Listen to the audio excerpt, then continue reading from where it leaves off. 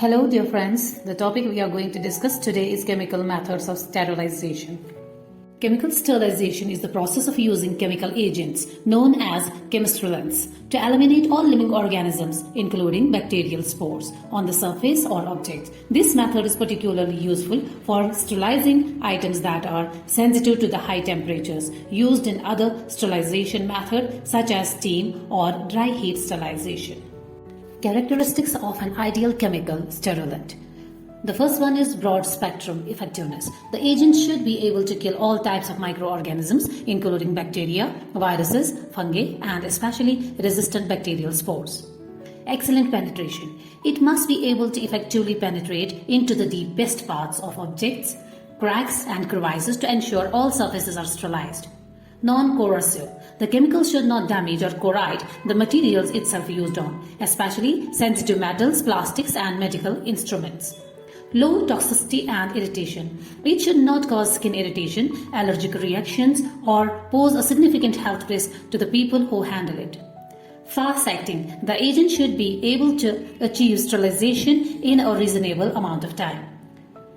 Last but not least, stable and odorless. It should be chemically stable with a long shelf life and have a minimal or pleasant odor. Mechanism of chemical agents. Chemical agents used for sterilization and disinfection work by disrupting a microorganism's essential biological functions. Protein coagulation. Chemicals can cause protein to clump together and lose their normal structure and function, leading to the death of microorganism. Think of how heat causes an egg white to solidify. That's a form of protein coagulation. Then, disruption of the cell membrane. The cell membrane is a vital barrier that controls what enters and exits the cell. Many chemical agents destroy this barrier, causing the cell's contents to leak out and leading to its death. Interference with enzyme functions. Enzymes are biological catalysts that carry out all of the cell metabolic processes. Certain chemicals can bind to these enzymes and prevent them from working effectively, shutting down the cell. Finally, the substrate competition. Some chemicals are strictly similar to a microorganism's natural food source or a molecule needed for a critical reaction. The microorganisms mistakenly takes in the chemical, which then block the real molecule from binding, halting a vital process. Chemical sterilizations can be done by different methods like alcohols, aldehydes, dyes, halogens, phenols, surface active agents, metallic salts, gases, etc. We will discuss all of these one by one. Alcohols, ethanol and isopropyl. These agents denature protein and dissolve lipid in the microbial cell membrane, causing rapid cell leakage and death. They are effective disinfectants against vegetative bacteria, fungi and some viruses, but are generally ineffective against bacterial spores. They are widely used for disinfecting skin and small surfaces due to their fast-acting nature and rapid evaporation. Trichlorobutanol, more commonly known as chlorobutanol, is indeed a type of alcohol. Unlike other common alcohols used for general disinfection, chlorobutanol is most often used as an antimicrobial preservative in pharmaceutical products, rather than as a broad-spectrum disinfectant for surface. It works by disrupting cell membrane and causing the coagulation of microbial protein. It is effective at inhibiting the growth of a wide range of bacteria and fungi, which is why it's added to multi-dose vials of medicine, eye drops and injectable to maintain sterility and extend shelf life. Its effectiveness at low concentrations makes it an ideal preservative. The second one is aldehydes, formaldehyde and glyceraldehydes. Formaldehydes is highly effective chemical agent with strong germicidal properties, active against a wide range of microorganisms, including bacteria, viruses and resistant bacterial spores. It is widely used to preserve anatomical and histological specimens in medical and laboratory settings. A solution of 10% formalin combined with 0.5% sodium tetraborate is commonly employed to effectively sterilize metal surgical instruments. The sodium tetraborate acts as a buffer to prevent corrosions. Glyceraldehyde. Broad spectrum of this glyceraldehyde is that it is highly effective against a wide range of pathogens, including tubercle bacilli, fungi and viruses. It is also a sporocidal, meaning it can kill bacterial spores. It is widely used to treat and sterilize a variety of medical equipments, particularly those that cannot withstand with high heat. This include items such as corrugated rubbers, anesthetic tubes, face masks, plastic endotracheal tubes, and metal instruments.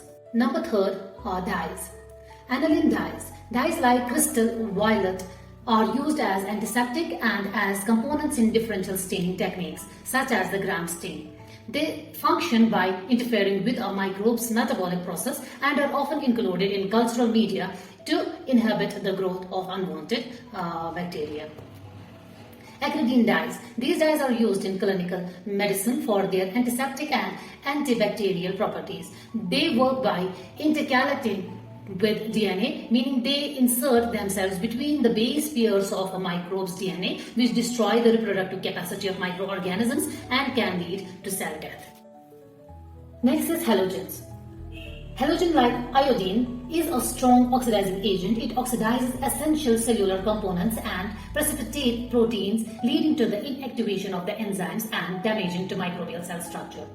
It is a broad-spectrum antiseptic effective against bacteria, fungi, viruses, and some spores. Iodine is widely used for skin preparation before surgery, treatment of wounds, and sometimes for disinfecting water in emergencies. Another one is chlorine. Chlorine is a powerful oxidizing agent that inactivates enzyme and disrupts cellular functioning by reacting water with organic matter. It is widely used for water purification and for disinfecting surfaces. Phenols. Phenol is traditionally obtained through the distillation of coal tar at temperature ranging between 170 to 270 degrees Celsius. It is an aromatic organic compound. Phenol and its derivatives exert their antimicrobial effect primarily by damaging the cell membrane of microorganisms. This disruption leads to the leakage of intracellular components and ultimately causes cell lysis. They also denature proteins. They are effective against many bacteria and some viruses, but are generally less effective against spores. They are known for their persistent activity on surfaces, making them suitable for environmental disinfection. Let's move to surface active agents, also known as surfactants. These agents reduce surface tension and disrupt the cell membrane, allowing the cell's internal components to leak out. These are primarily used as detergents and sanitizers rather than true sterilants. They are effective for general cleaning and disinfection, but not for killing spores. Metallic salts. Heavy metal ion from salt bind to and inactivate microbial proteins, disrupting essential metabolic functions. While historically used as antiseptic, their use is limited today due to their toxicity and the development of more effective alternatives. They are still found in some specialized applications. Lastly, gases. Ethylene oxide is colorless, high penetration power. Formaldehyde used for fumigation of operation theaters. These are powerful alkylating agents that destroy the DNA, RNA, and proteins of microorganisms. They are highly effective at sterilizing heat and moisture-sensitive items. They can penetrate packaging to sterilize sealed items also. This was all about chemical methods of sterilization. Thanks for watching.